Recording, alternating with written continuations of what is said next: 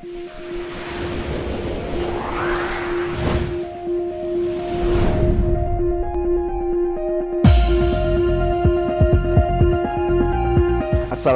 warahmatullahi wabarakatuh. Waalaikumsalam warahmatullahi wabarakatuh. Selamat siang menjelang sore Grossaver. Gross TV atau majalah Gross Digital MGD kembali mengudara. Dan di minggu pertama, sebelumnya Grossaver, Gross TV MGD ingin mengucapkan selamat menunaikan ibadah puasa bagi yang menjalankan. Mohon maaf lahir dan batin. Dan di hadapan Gross TV ini narasumber yang mungkin Grossaver sudah sering melihat, dan menariknya Kang Dr. Agus Surahman SH SP1 ini adalah salah satu anggota Dewan Pakar di kepengurusan Pengurus Pusat Ikatan Pejabat Pembuat Akta Tanah periode 2001-2024, bukan begitu Bang ya? Insya Allah, mudah-mudahan ya. Nah, karena ini pakar, Dewan Pakar, kita bicara dengan ahlinya pakar, pokoknya pakar lah. Menarik, ada yang ingin Gross TV bincang santai aja Bang Agus ya, Kang Agus ya. Bincang santai aku gini aja. Nah, santai aja. Nah, mengenai gini Kang Agus, permasalahan di pertanahan atau ke PPAT-an, kan gitu. Nah, sebelum masuk ke situ, ini kan bukan lagi rahasia umum ya, sudah setahun yang lalu muncul Undang-Undang 11 tahun 2020 tentang Cipta Kerja. Omnibus Law yang udah kita bahas sejak lama. Betul. Sebelum undang-undang itu muncul kan udah kita bahas. Itu kan istilah sekarang ini, kalau menurut masyarakat atau para pakar, para ahli di luar ini, itu palu gada. Apa yang lo mau ada di situ undang-undangnya semua. Iya. Karena apa, isi dari undang-undang sapu jagat. Apa aja ada, termasuk kenotariatan, termasuk ke PPAT-an, pertanahan, notaris, semuanya ada. Ekonomi, investasi dan sebagainya. Nah, tanggapan Kang Agus nih, kalau ngeliat dari sebagai salah satu anggota Dewan Pakar, memandang Undang-Undang 11 2020 gimana Kang? Terkait dengan pekerjaan notaris PPAT loh Kang. Oh ya, kalau ini kan kita PPAT ya. Iyalah kan Akang ya, Dewan Pakar ini PPAT. Kan pasti banyak pengaruhnya untuk pejabat pembuat akta tanah. Karena apa?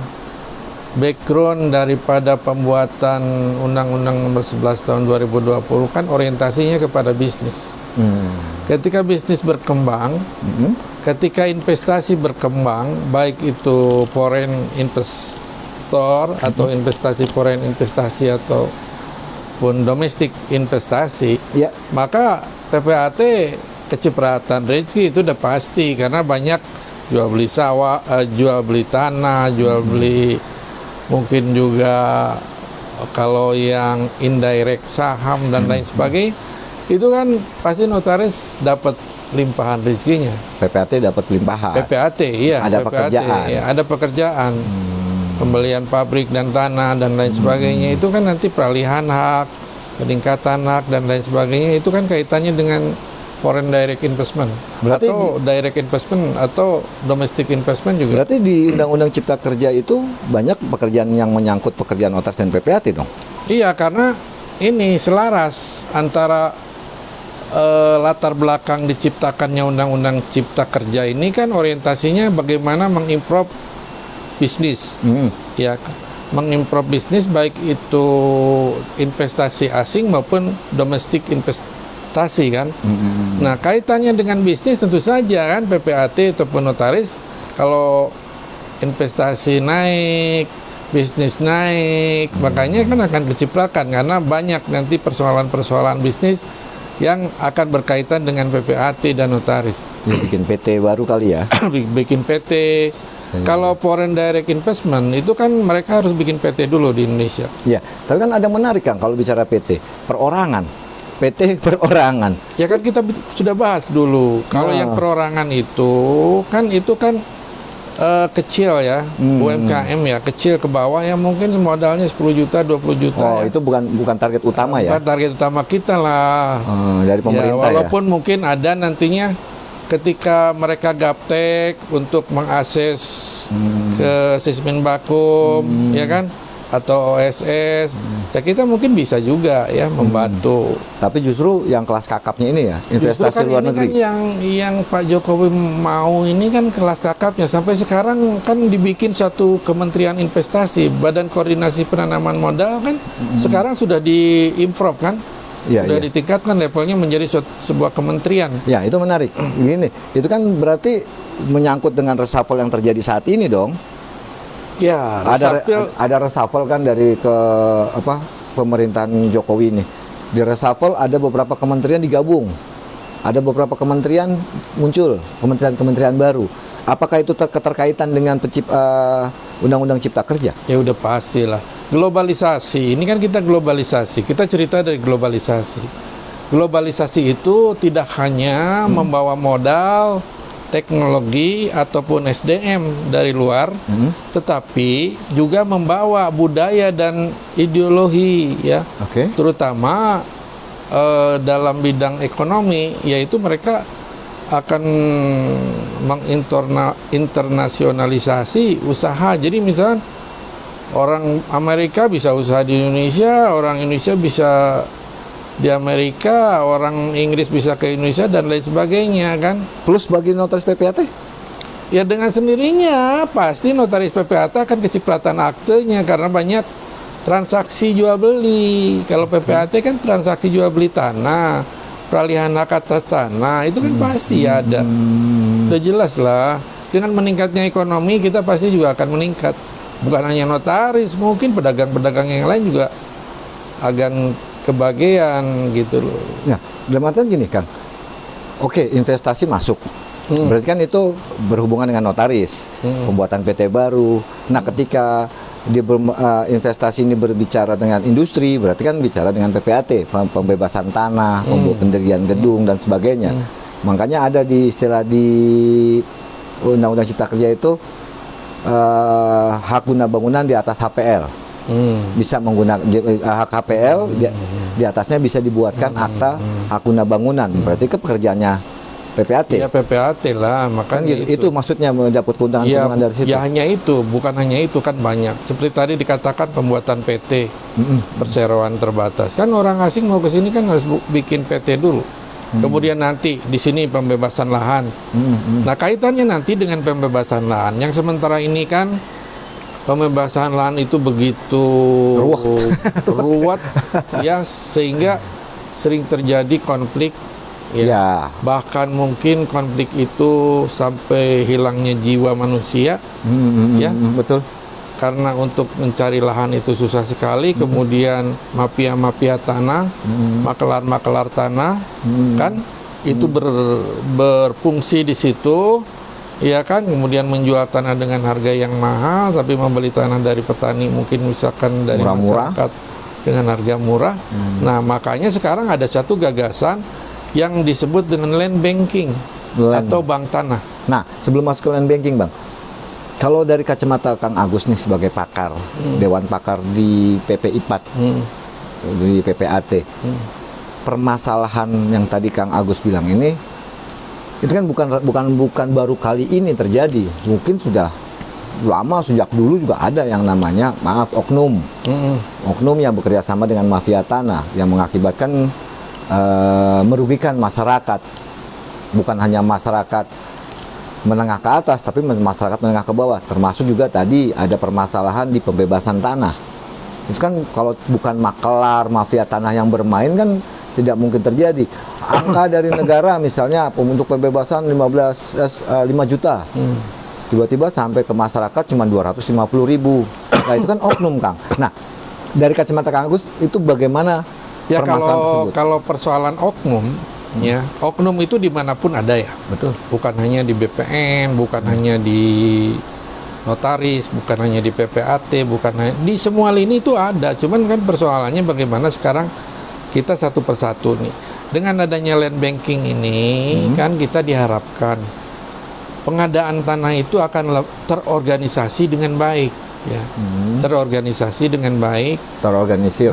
Siapa yang memerlukan, apakah itu untuk kepentingan negara atau untuk kepentingan negara dengan negara lain, misalkan masalah tanah untuk kedutaan besar ataupun mungkin untuk swasta, ya, itu kan bisa dilakukan dengan satu institusi yang disebut dengan land banking yang dibuat oleh pemerintah. Nah, apakah land banking itu nantinya ada di Badan Pertanahan di bawah Kementerian Agraria, BPN, atau di bawah Departemen Keuangan, kan itu nanti tergantung kepada apakah pemerintah ini dimasukkan aja lah ke BPN bagian atau semacam deputy lah di situ. Nah, bisa saja kalau saya ya setuju kalau dimasukkan ke BPN gitu loh. Nah, sedangkan oknum itu kan tadi Akang bilang kan ada di mana saja. Bagaimana mengantisipasi oknum itu agar tidak, dalam artian sebelum masuk ke situ deh Kang, aku agak menarik ini. Land banking atau bank tanah. Apa sih bank tanah itu, Kang? Ya, bank tanah ini kan satu institusi yang nanti akan yang berupa institusi publik ya, yang akan dibuat oleh pemerintah untuk menertibkan pengadaan tanah, ya, mendistribusikannya, kemudian mencari tanah itu dari mana, gitu. Itu di luar negeri kan sudah dijalankan. Nah, di Indonesia ini belum ada, makanya sekarang ada satu konsep, ada keinginan dari pemerintah dan sudah ada rancangan peraturan pemerintahnya kalau nggak salah untuk diadakan land banking ini. Nanti kan ada komisioner, ada pengelola di situ, ya. Kemudian bagaimana tanah itu diambilnya dari mana? Apakah dari tanah-tanah yang terlantar? Nah, rancangan itu muncul berarti dikarenakan masih carut-marutnya pengadaan tanah di Indonesia begitu? Ya iyalah, ya artinya kan Indonesia ini dalam pengadaan tanah kan susah sekali ya. Sekarang ini pertama mungkin mahal ya, ya, tanah itu mahal. Kemudian dikuasai oleh oknum-oknum ataupun ya makelar-makelar lah, mafia-mafia tanah yang menguasai lahan-lahan tertentu, sehingga ketika pemerintah mau bikin rumah susun atau pemerintah mau bikin apa, proyek apa juga agak susah pengadaan, misalkan tentang jalan tol, ya itu akan susah kan. Tapi kalau ada satu institusi ya yang namanya land banking, itu di situ terorganize ya, masalah perencanaan, pengadaan, pendistribusian tanah, kemudian maintain, terus security-nya dan lain sebagainya. Itu mereka yang bertanggung jawab gitu loh. Nah, isi dari land banking itu siapa? Apakah orang-orang dari Kementerian ATR kah? Tidak harus ya. Malah mungkin kalau menurut saya bisa juga dari sana sebagian, atau juga mungkin dari luar, itu tergantung pemerintah. Tapi yang jelas harus memahami tentang persoalan-persoalan tanah. Bisa nggak dari pihak PPAT yang masuk di dalam land banking? Oh ya, bisa saja, kenapa tidak ya. Orang bisnis bisa juga masuk di situ, karena kan perlu dana yang besar juga ketika dia mencari tanah dan membeli tanah ya. Kemudian dari tanah-tanah yang terlantar, bisa kan? Gitu. Itu kan butuh biaya juga untuk memutar suatu institusi, suatu organisasi, kan butuh biaya juga. Berarti kalau bicara tanah apa biaya dan sebagainya, berarti bisa menambah pengeluaran APBN dong. Iya, menambah pengeluaran APBN itu kan satu konsekuensi logis ya. Kalau kita mau menciptakan satu institusi baru, kan ada konsekuensinya, yaitu harus membiayai. Nah, ini kan tinggal bagaimana persoalannya nanti pemerintah dengan DPR, apakah mereka perlu digaji atau apakah mereka bisa membiayai sendiri. Itu kan nanti ya setelah lembaganya terbentuk. Ini lembaganya aja belum terbentuk. Ya, lembaganya belum terbentuk. Karena belum terbentuk, aku agak menarik ini. Plus minus dari bank tanah. Plusnya apa? Plusnya kalau menurut aku ya, plusnya itu adalah pengadaan tanah ini akan lebih terorganisir ya, sistematis, aman, ya, terpelihara dan terkendali. Tidak seperti sekarang. Ya. Tapi sisi jeleknya seperti yang kita kutip dari pendapat-pendapat yang kontra, bahwa kemungkinan akan dimanfaatkan oleh swasta ya untuk mendapatkan tanah yang murah-murahnya. Berarti bisa dimasuki oleh mafia tanah juga dong.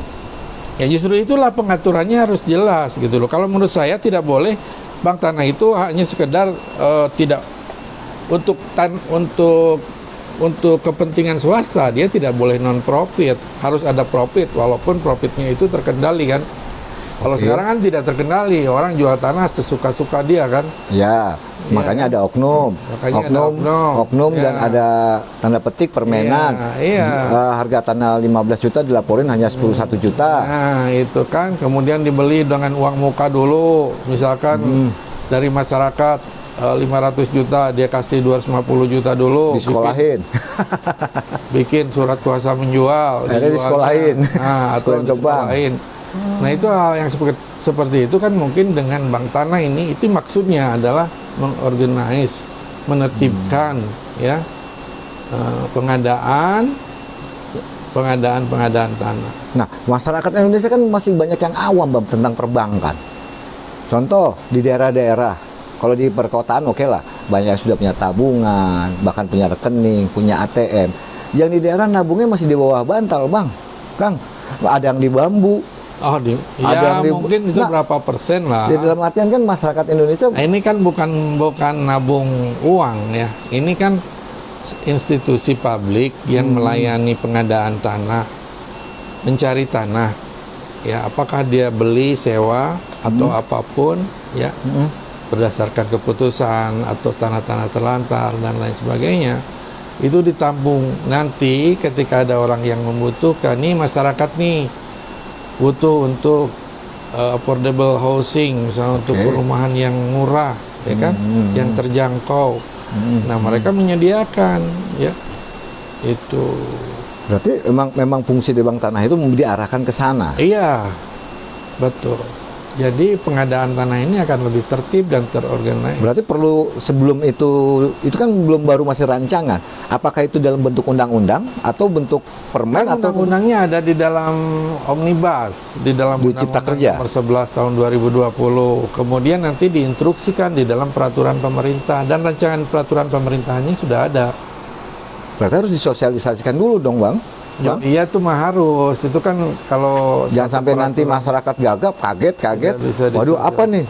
Kan gitu. Yang kedua, yang penting itu aparaturnya yang harus sudah siap duluan. Jangan sampai kayak sekarang. Tuh? Sertifikat online. Ya, sertifikat. Sertifikat ya kan? Sertifikat online kan? Sertifikat. Itu yang perlu dikasih sosialisasi itu masyarakatnya atau birokrasinya, ya kan? Dua-duanya dong. Harusnya. Sebelum mereka melaksanakan itu kan mereka sebagai pelaksana harus di-train dong. Harus paham lebih dahulu. Bukannya hanya itu, mentalitinya juga harus di-train. Ya, bahwa dengan kita tidak pernah bertemu misalnya. Ini contoh, kita tidak bertemu orangnya, kita kan tidak bisa mendapat apapun hadiah gitu kan. Betul. Itu harus di-train. Siap nggak? Nah itu siap nggak persoalannya, masalah mentalitinya. Karena kan di Indonesia ini bukan teknis kadang-kadang. Mentalitas ini yang kurang siap. Biasa mendapat ya uang rokok. Uang rokok, kemudian tidak mendapat uang rokok kan. Itu kan persoalan. Jadi bukan teknis bagaimana komputernya begini, bukan hanya itu. Mental, yang paling penting adalah mentality. Nah, yang menarik kalau bicara mentality, dihubungkan dengan bank tanah.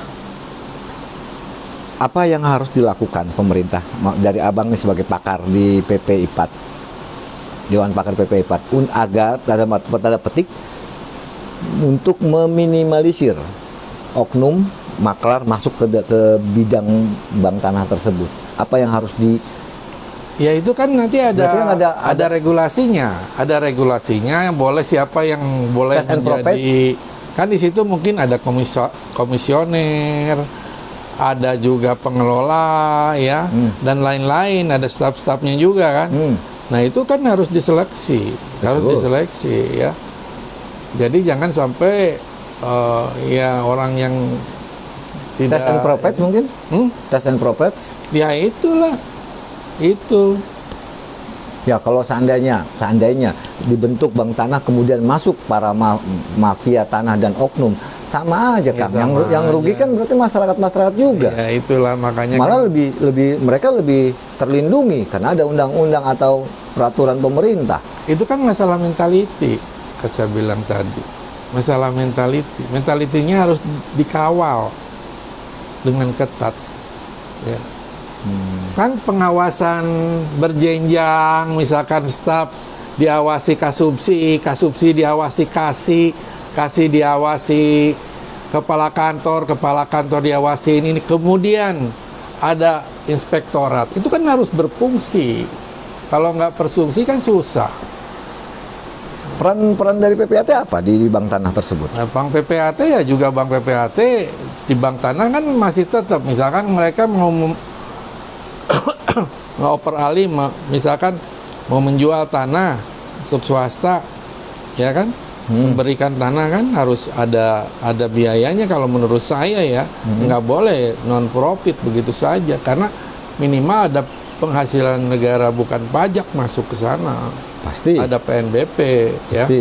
Apalagi tanahnya untuk bisnis, karena kalau tanah untuk bisnis nanti kan dia bikin harga juga tinggi-tinggian. Nah, Ya. balik lagi ke masalah oknum atau mentality. Peraturan seperti apa yang harus diterapkan? PP-nya dan bentuk Kalau PP. mentality sebenarnya ada KPK, ada jaksa, Berarti harus dilibatkan dong. ada pengawasan internal. Saya tadi bilang kan, staf diawasi kasub diawasi kasih. Terus kan begitu sampai inspektorat, ya sampai menteri itu harus mengawasi. Kan? Nah, yang menarik ini. Kemudian masyarakat ikut mengawasi, jangan Betul. ikut-ikutan juga masyarakat. Nah, yang menarik kan gini, Kang. Dari dulu sampai sekarang bicara mafia tanah itu kan bukan baru pertama kali. Iya, Bahkan mafia-mafia tanah di Indonesia ini terorganisir dengan baik. iya. Bukan hanya maklar tanah atau mafia tanah di luaran saja, tapi juga melibatkan oknum-oknum tanda petik. Oknum bukan lembaganya, bukan badannya, bukan kementeriannya atau bukan apapun, tapi oknumnya. Itu kan terorganisir dengan baik sekali. Contoh, maaf, ada berapa kasus masuk tanah di pengecekan, keluar ternyata sertifikatnya aspal, aslinya mendep di dalam, berarti kan ada oknum di dalam. Pajak, transaksi sekian masuk ke dalam hanya turun drastis sampai 300% Ya, dan turun. itu dilakukan oleh sekelas eselon 2.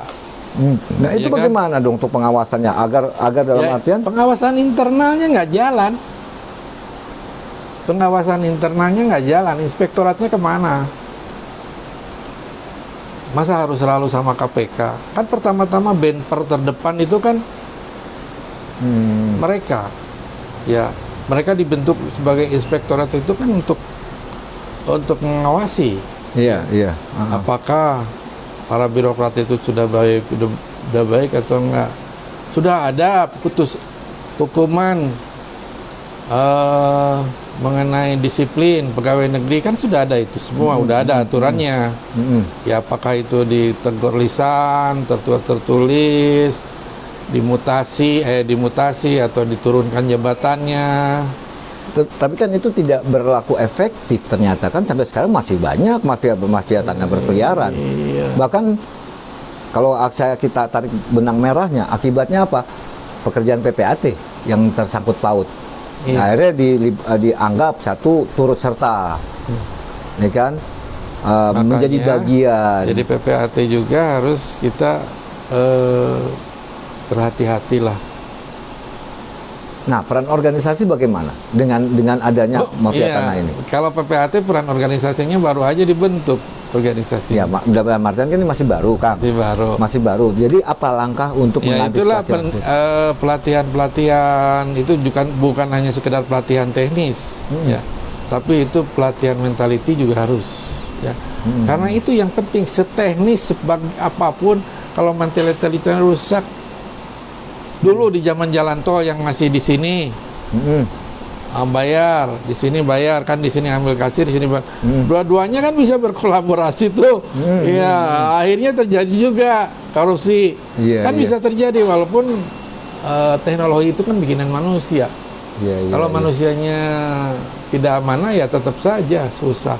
Nah, sebagai Dewan Pakar, apa yang harus diperhatikan oleh PPAT ketika bukan menghadapi ya, melihat permasalahan pertanahan di Indonesia, dan apa yang harus dipersiapkan?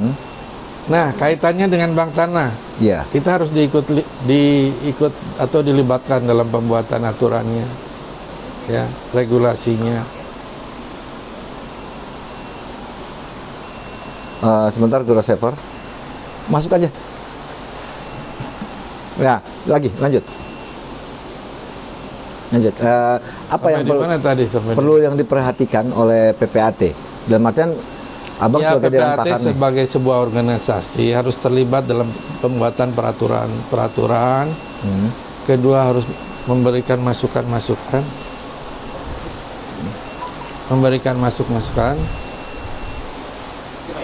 Ya, lanjut. Memberikan masukan, ya kan? Itu yang penting, sehingga PPAT dilibatkan. Apakah sekarang bisa? Saya pikir bisa saja, ya kan? Secara organisasi, baik itu keilmuannya, Oke. dalam pembuatan undang-undangnya, kan banyak pakar, banyak, ada profesor, ada doktor yang siap untuk membantu. Bahkan mungkin yang tidak dokter juga secara keilmuan udah mampu, kan banyak. Nah, dengan adanya sebuah solusi, yaitu bank tanah, untuk menghadapi pengadaan tanah, untuk lebih meningkatkan investasi, peran serta PPAT sejauh mana terhadap bank tanah? Karena saya lihat sekarang belum ya, sekarang Ya, belum maksudnya ada. nanti ke depan itu sejauh mana dia akan berperan? Dia harus berperan, ya, yaitu dalam pembuatan regulasinya. Ini kan baru rancangan nih. Organisasi harus memberikan masukan-masukan Misalnya, terhadap pemerintah. misalnya, Ya, dalam rancangan ini kan misalnya apa? Yang itu katakan tadi saya katakan bahwa kalau bank tanah itu sama sekali non profit, itu kan bahaya.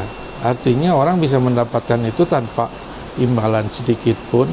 Sedangkan organisasi pertanahan ini kan, organisasi land banking ini kan mahal, perlu maintain, perlu SDM-nya harus digaji, dan lain sebagainya. Jadi kalau sama sekali non profit itu susah. Jadi pemerintah nanti yang akan membiayai terus, sehingga tadi apa yang betul APBN-nya akan ada ditambah. dampak.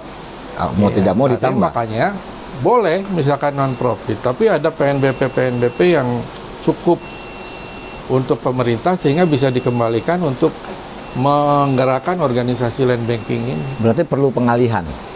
Iya, harus ada PNBP yang masuk, yang cukup layak, ya, untuk bisa menggerakkan organisasi daripada bank tanah ini. Nah, dengan ada rancangan, Kalau yang publik, kalau yang swasta kan bisa swasta ikut terlibat, swasta ikut, karena ada beberapa jenis land bank, bisa saja di luar negeri atau di negeri Belanda itu ada 3, public to public saja, atau private.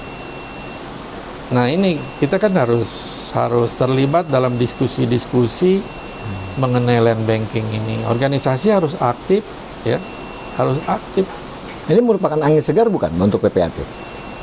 Ya, bukan dengan rancangan. kalau untuk PPAT angin segar. Kalau buat saya angin segar, karena kan ini semua dalam rangka peningkatan bisnis ya. Isi of doing bisnis kita kan mau dinaikkan, sehingga bisnis terus meningkat. Kalau terus meningkat, dan bukan hanya PPAT yang ikut sejahtera, yang lain juga ikut sejahtera mungkin. Nah, Gitu.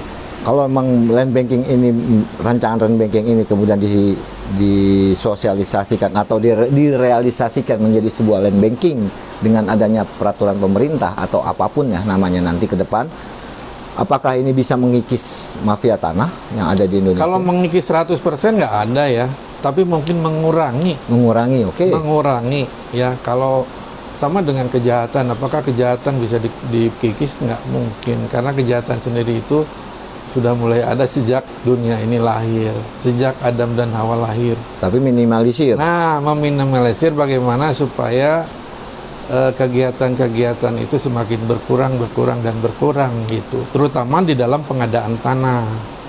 Itu. Nah, bicara pengadaan tanah dan bicara dengan organisasi IPAT, berarti kan organisasi ketika land banking ini terrealisasi melibatkan PPAT di dalamnya, berarti kan minimal organisasi harus bisa memberikan sebuah perlindungan dalam artian pengamanan biar PPAT dalam menjalankan jabatannya di land banking merasa nyaman, kan seperti itu bagaimana? Oh iya, kalau misalkan suatu saat apakah diminta misalkan dari PPAT untuk menjadi salah satu pengelola misalnya ya di land banking, tentu kan PPAT secara organisasi sudah harus siap. Siap. Ya. Dan konsekuensinya dia harus lepas dong jabatan dari PPAT. Nah, persoalan protection dari organisasi kan, organisasi ya wajib memberikan guidance ya, tuntunan. Kemudian kemudian kalau seandainya ada urusan dispute persoalan hukum, ya organisasi harus menyiapkan tim pengacara untuk apa? Untuk memprotek. Ya, karena kan gini Kang, sebelum adanya land banking aja terkadang PPAT itu yang sudah berusaha semaksimal mungkin sesuai rule masih diseret-seret, turut terlibat lah, dianggap berpihak lah, padahal dia sudah berusaha bekerja sesuai dengan rule peraturan pembuatan akte PPAT sebaik mungkin sesuai dengan peraturan pemerintah, sesuai dengan kode etik dan sebagainya. Tapi kenyataannya kan banyak juga yang diseret-seret, mendapat surat cinta lah, surat coklat lah, dimintakan inilah. Itu gimana Kang? Makanya kan organisasi apakah dengan adanya land banking ini? Ini saya juga majelis kehormatan untuk PPAT kan sudah ada kalau nggak salah. Ya, majelis kehormatan. Nah itu harus berperan. Majelis kehormatan itu harus berperan. Kan itu terdiri dari secara ex officio kepala kantor kan. Oh, MP3P. Ya, MP3P kan itu kan sudah ada. Jadi disitulah nanti perannya bagaimana mensosialisasikan pekerjaan-pekerjaan tadi itu seperti apa. Nah, sehingga dan kerjasama kan seperti yang sudah dilakukan di Ikatan Notaris Indonesia kan, MOU dengan kepolisian, kalau perlu dengan kejaksaan, itu kan harus dibuat, ya. Dan memang sudah dibuat. Nah, PPAT pun mungkin harus menuju ke arah sana, gitu. Nah, kalau bicara PPAT IPAT, yang ya kita tahu lah, 3 tahun terakhir ini kisruhnya berkepanjangan, dan alhamdulillah sudah diakhiri. Organization dispute. Ya, dalam artian ketika sudah di KLB, ya kan, kemudian sudah terpilih dan sudah dilantik. Nah, ini kan perlu sebuah penguatan dalam tubuh organisasi, khususnya IPAT. Nah, dari kacamata Kang Agung sebagai Dewan Pakar, anggota Dewan Pakar. Ya, kalau menurut saya, ya ini saran ya. Nah, apakah itu? Kang, sebentar Kang, jangan buru-buru. Dengan sudah ini, mereka kan perlu penguatan. Terlebih lagi dengan menghadapi permasalahan di luar organisasi, seperti tadi masalah bank tanah, ada masalah sertifikat, ada masalah akta digital, itu kan yang eksternal. Sedangkan di internalnya sedang dalam tanda petik baru baru lahir kembali, Reborn. baru di apa ya namanya ya? Di charger. Bukan di charger, apa sih? Daur ulang. Istilah kasar daur ulang lah. Baru terbentuk kembali. Sehingga tidak terjadi kekosongan pemerintah ketika menghadapi eksternal, juga ada bidang-bidang yang bisa ditangani. Nah, apa yang perlu diperkuatkan? Yang perlu diperkuat di dalam tubuh organisasi. Abang sebagai Dewan Pakar, tujuannya agar ketika menghadapi permasalahan di luar yang menyangkut instansi-instansi lain yang terkait, masalah bank tanah terkait dengan perbankan, terkait dengan Kementerian ATR, sertifikat, terkait dengan orang IT, undang-undang apa Kementerian IT, Kementerian ATR, akta digital dengan Kementerian IT dan Kementerian ATR. Apa Bang yang perlu dipersiapkan dari saat ini, terutama terkait dalam organisasi? Ya, kalau menurut saya harus ada konsolidasi organisasi. Oke. Konsolidasi organisasi kan sekarang sudah terpecah-pecah, ada kubu ini dulu ya, ada ini. Nah, coba kita rangkul mereka ya. Kita bisa nggak kita ini merapat semuanya, hilangkan luka lama, ya kan? Itu yang harus bisa kita lakukan, hilangkan luka lama. Oke. Ya. Yang kedua, ya mari menatap bersama-sama ke depan bahwa organisasi ini bertujuan untuk mensejahterakan, ya, memperkuat citra dan eksistensi daripada PPAT itu sendiri, gitu kan. Nah, kalau dengan begitu sudah dilaksanakan, insya Allah. Jadi bagaimana strateginya ya, saya pikir mereka ya harus kembali yang mungkin ya, ada yang sekarang menggugat, diundang, kan, diajak berdiskusi, berdialog. Kalau pro diajak, ayo lu ikut sama gua, ya kan, lu menjabat ini atau menjabat itu, ya ini kan secara politis ya. Politik itu kan kadang-kadang kepentingannya. Mungkin karena dia merasa tidak diakomodir, ya, sehingga dia merasa tersingkirkan, kemudian timbul keinginan untuk fight, gitu kan, again. Nah, kalau seperti itu terus kan dampaknya yang dirugikan anggota-anggota lah. Iya, itulah makanya. Kemudian kerugian yang keduanya, tidak akan pernah terjalin hubungan baik dengan eksternal. Ya, kalau yang ada ditinggal di ya itu sementara konsolidasi organisasi itu ke dalam. Iya. Ke dalam bagaimana pengurus baru itu melakukan konsolidasi, cobalah sowan dengan senior-senior. Ya, menurut saya nih, tokoh-tokoh yang disegani di masa lalu, ya. Kemudian kalau perlu didatengin juga orang-orang yang merasa mungkin tersakiti, ya. Kemudian diajak berdialog. Nah, kalau itu bisa, insya Allah. Kalau itu tidak bisa, ya sulit. Tapi kan saat ini kan sudah terbentuk kabinet 2001-2024 di tubuh IPAT. Apa yang harus dilakukan? Iya, 2021-2024 ya kan, kalau sekarang penggantian antar waktu atau penambahan personil itu kan bisa. Anytime, kalau menurut saya semuanya bisa dilakukan, ya kan? Jangan terlalu fix, kaku gitu. Gitu kan. Nah, misalkan perlu jabatan ini ditambah satu orang, jabatan ini ditambah, kan itu bisa ya, sebenarnya. Apalagi kan saat ini tadi Kang Agus bilang kan Indonesia akan melahirkan aturan baru, yaitu Bank Tanah, lembaga baru Bank Tanah. Dalam artian Bank Tanah dan mafia tanah tengah-tengahnya PPAT, yang dalam rangka PPAT harus dapat perlindungan dari organisasi. Siapkah? Kalau saat ini perlindungan itu kan kita sudah ada pengayoman di dalam seksinya itu kan, seksi advokasi atau apa namanya, bidang-bidang perlindungan. Nah, kemudian yang penting kalau menurut saya nih, organisasi ini ada latihan dasar kepemimpinan. Ya, karena saya melihat ya mereka mungkin tidak pernah berorganisasi di luar, sekarang di sini dia berorganisasi. Nah, bagaimana berorganisasi dengan baik kan itu ada latihan dasarnya. Kalau saya di AMI dulu ada latihan dasar kepemimpinan. Bagaimana memimpin sidang, bagaimana membuka sidang, dan lain sebagainya.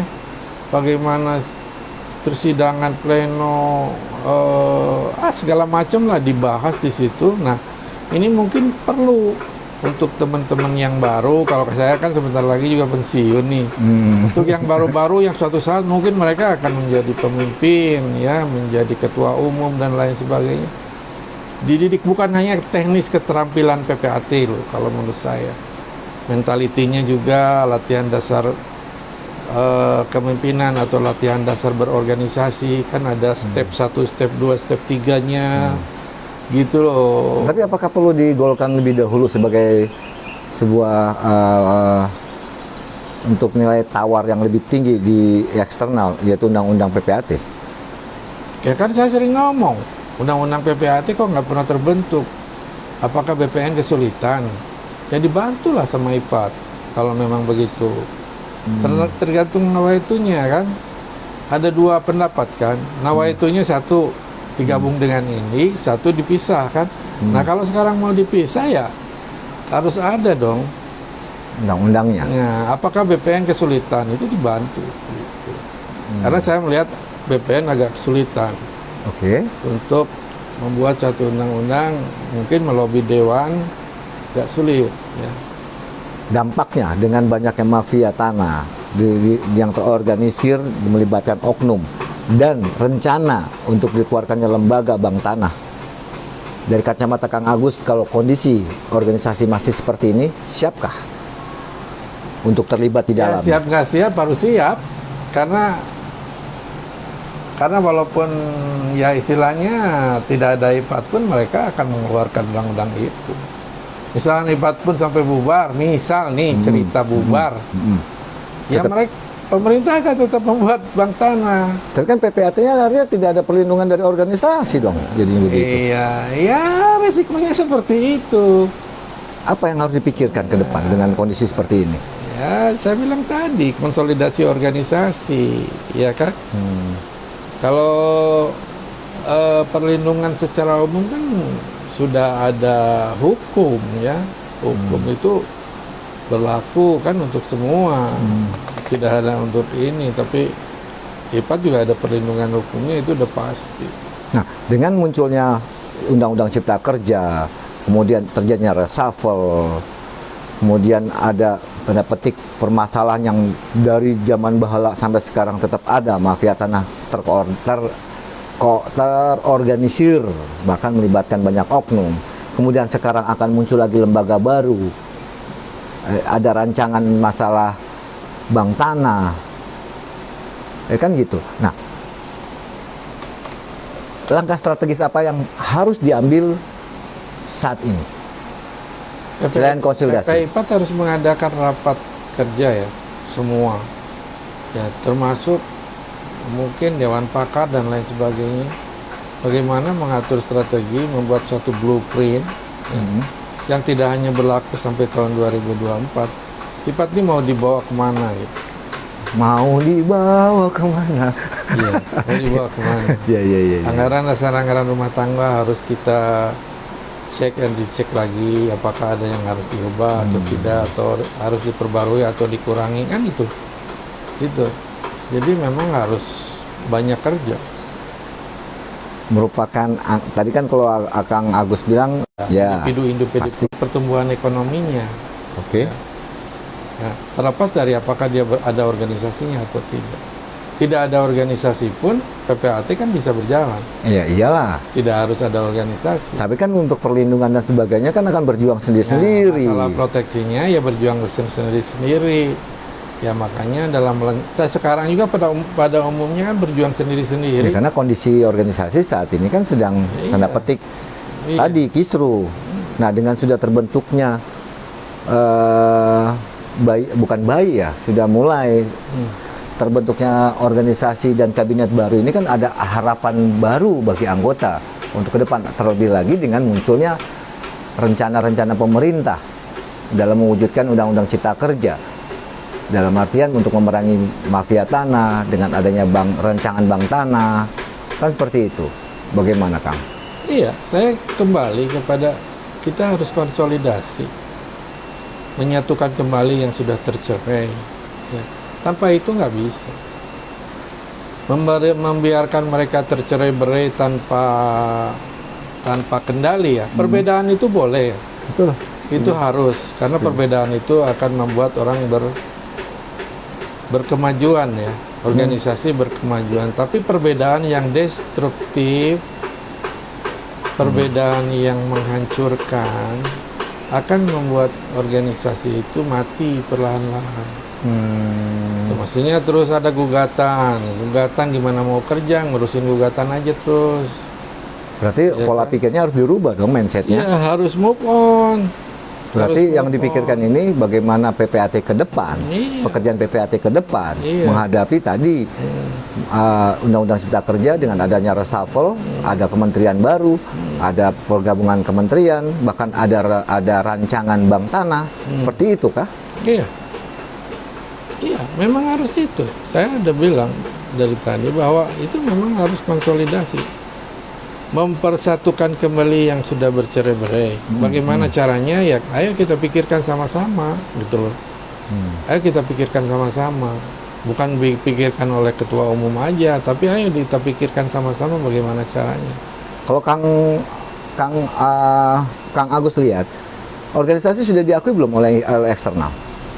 Kok saat ini kondisinya dengan kondisi Oleh apa? BPN. eksternal, mau baik BPN atau Kan instansi ini lain? hasil BPN kan, orang-orang BPN ikut terlibat memediasi yang kemarin kan, Betul. udah diakui dong, ya diakui. Cuman kitanya sendiri, kalau diakui kan belum tentu dia bagus kan, hanya diakui. Tapi bagusnya sendiri itu kan dari dalam. Dikembalikan. Kamu anakku, soal anak itu nakal atau baik kan terserah anaknya sendiri. Iya. Iya, Berarti kalau anaknya mau baik ya baik, kalau anaknya mau eksis ya eksis, kalau ya tidak ya tidak, itu Iya, tergantung. Oke, menarik sih Kak Grossever, kalau ini kita mau ulas lebih panjang lagi, panjang lebar, mungkin banyak pertanyaan yang ingin Gros TV ajukan. Nah, berhubung keterbatasan waktu dan Kang Agus juga ada rencana Mau ngabuburit, dengan keluarga weekendan. Iya, Kang Dokter mau weekendan, nggak tahu kemana. Belum mantul udah ketebak ke Cianjur. enggak juga. Di sini aja di Bogor. Di Bogor ya. Kang, closing statement dengan kondisi organisasi saat ini ya, yang baru lahir, baru terbentuk kabinet. Closing statement dari Kang Agus bagaimana nih dengan organisasi, dengan kabinet baru, dengan bidang-bidang yang sudah dibentuk, kalau tidak salah hampir 20-an bidang dan sekitar 516 pengurus di dalamnya, menghadapi Undang-Undang Cipta Kerja 11, Undang-Undang 11 2020, terjadinya reshuffle dari pemerintahan RI, NKRI, kementerian ada yang baru, muncul kementerian baru, kemudian ada penggabungan kementerian, dan menghadapi rencana munculnya bank tanah. Closing statementnya Kang, Ya, dari organisasi. kalau untuk internal dulu ya, Iya. internal itu tadi ya konsolidasi. Konsolidasi, mari kita menyatukan, mempersatukan kembali yang sudah cerai-berai. Dan ini bukan hanya tugas ketua, ya, ini tugas kita semua. Kalau memang dianggap kita ini sudah ada di dalam organisasi itu, ya tugas kita semua berkumpul untuk mendiskusikan bagaimana mempersatukan kembali yang sudah bercerai-berai. Oke. Nah, untuk yang setelah ini, baru kita ngelihat kedua. Kita harus punya konsep ya, bagaimana bank tanah itu, kita harus membuat tulisan-tulisan, kita harus melakukan diskusi-diskusi, bagaimana sebaiknya bank tanah ini eksistensinya bagaimana ya, kaitannya dengan PPAT bagaimana, itu harus ada tulisan-tulisan yang merupakan pengejawatahan dari cara berpikir PPAT ya. Oke. Dari keinginan-keinginan semua PPAT dituliskan dalam satu bentuk ya, mungkin semacam tulisan, semacam apa yang diserahkan kepada pemerintah. Sehingga inilah pengurus IPAT mensupport atau apapun namanya, mengkritik atau apapun namanya sebagai sumbangsih rasa cinta organisasi kita kepada akan terbentuknya peraturan pemerintah tentang bank tanah. Itu saya rasa. Oke, Grossever. Jadi yang bisa Gros TV dan MGD tarik kesimpulan atau dari obrolan santai dengan Kang Dr. Agus Surahman SP1 ini, bahwa perlu penguatan dalam tubuh organisasi. Oh iya harus. Kedua, menyatukan pola pikir ke depan. Iya. Sudah lagi berpikir bagaimana organisasi ke depan, bagaimana nasib pekerjaan PPAT ke depan. Yang terlebih lagi munculnya Undang-Undang Cipta Kerja nomor 11 tahun 2020 yang saat ini realisasinya sudah mulai dilakukan oleh negara, yaitu dengan adanya reshuffle, adanya penyatuan kementerian, adanya kementerian baru, bahkan ada rencana dikeluarkannya rancangan bank tanah. Ini baru rancangan. Jadi kembali ke penyatuan tadi ya, mengenai kementerian. Saya melihat bahwa ada satu kehendak dari pemerintah ini ya, memperkecil riset dan teknologi. Artinya kita tidak membuat satu mungkin industri yang besar, tapi kita akan digiring mungkin menjadi negara yang seperti Singapura, Tiongkok, ya, Hong Kong, Hong Kong, Singapura. Jadi negara-negara yang memang menjadi pasar, menjadi tempatnya orang berinvestasi, ya. Walaupun kalau kita ingat, kita baca buku-buku tentang investasi, terutama investasi asing, foreign investment, itu latar belakangnya adalah karena kita belum mampu, belum punya modal, belum punya teknologi, belum punya SDM. Nah, kalau seandainya kita sudah mampu, apakah masih perlu investasi asing? Question, ya, question. Dan seharusnya kalau kita sudah mampu, ya, sudah tidak perlu lagi investasi asing. Betul. Itu. Jadi kembali kita ke pasal 33 Undang-Undang Dasar 45, harus bahwa itu dikuasai oleh negara untuk kemakmuran sebanyak-banyaknya oleh masyarakat. Nah, ini saya lihat orientasi pemerintah Pak Jokowi mengiring Indonesia menjadi negara yang seperti Singapura dan Hong Kong. Berarti dibutuhkan peran serta. Dan itu notaris banyak berperan karena banyak transaksi bisnis. Nah, untuk PPAT sendiri, Ya, berarti iya, kan perlu dibutuhkan peran serta juga dong. Iya. Oke deh pemerintah. Oke Kang Agus, terima kasih Kang Agus. Kang Dr. Agus Surahman SH SP1. Demikian Grossever, bincang santai Gros TV dengan Dewan Pakar, anggota Dewan Pakar, Pengurus Pusat Ikatan Pejabat Pembuat Tata Tanah, periode 2001-2024, Kang Dr. Agus Surahman SH SP1. Menarik, dan mungkin insya Allah akan ada sambungan dan lanjutannya. Pembahasan akan lebih detail lagi. Kenapa? Menunggu gerakan dari organisasi. Tujuannya agar dapat turut serta, berperan serta para PPAT melalui organisasi dengan perkembangan saat ini yang ada dengan adanya Undang-Undang 11 2020 tentang Cipta Kerja yang melibatkan notaris dan PPAT. Kemudian adanya reshuffle yang mempersatukan beberapa kementerian dan melahirkan kementerian baru, ditambah lagi rencana adanya muncul rancangan bank tanah yang pasti akan melibatkan secara aktif para PPAT. Tentunya perlu perlindungan dari organisasi. Oke, Grossever, sampai jumpa di wawancara dan bincang santai Gros TV selanjutnya. Wassalamualaikum warahmatullahi wabarakatuh. Wassalamualaikum warahmatullahi wabarakatuh.